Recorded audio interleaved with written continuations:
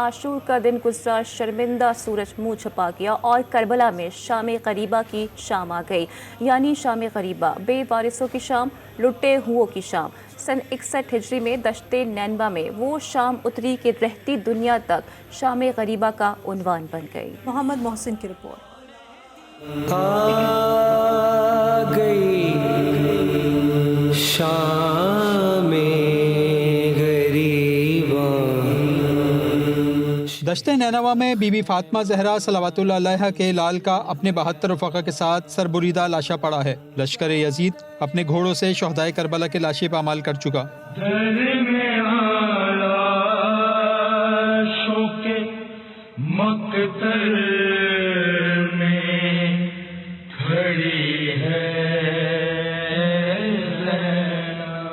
लाशें पामाल हुए, शहीदों के सर नेज़ों पर बुलंद किए गए। यजीदी सिपाही सालार उमर साद ने खानवादे रिसालत के खेमे लूटने और जलाने का हुक्म दिया। यजीदी लश्कर ने हमला करके असबाब लूट लिया, खेमों को आग लगा दी। आशूर का शर्मिंदा सूरज ये मंजर देखने की ताब ना ला सका और गुरूब हो गया।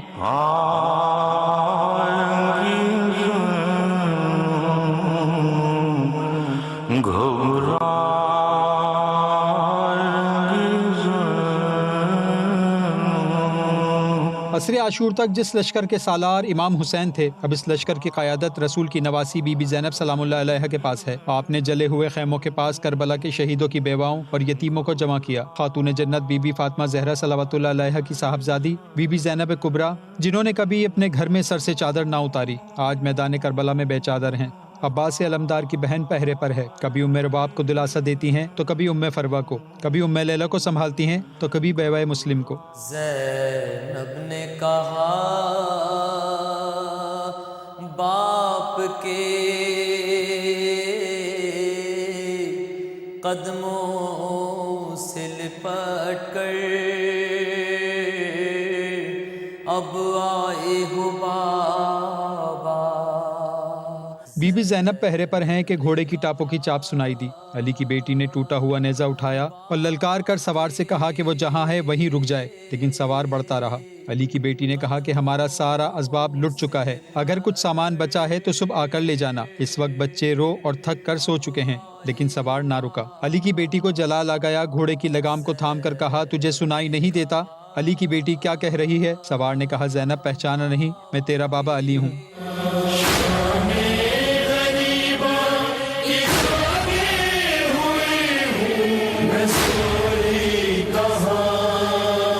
बीबी ज़ैनब और उम्मे कुलसूम ने तमाम बच्चों को जमा किया, लेकिन इमाम हुसैन की चहीती बेटी सकीना नजर न आई। हज़रत ज़ैनब ने जनाब उम्मे कुलसूम से कहा कि वो सकीना को एक तरफ ढूंढें और वो दूसरी तरफ ढूंढती हैं।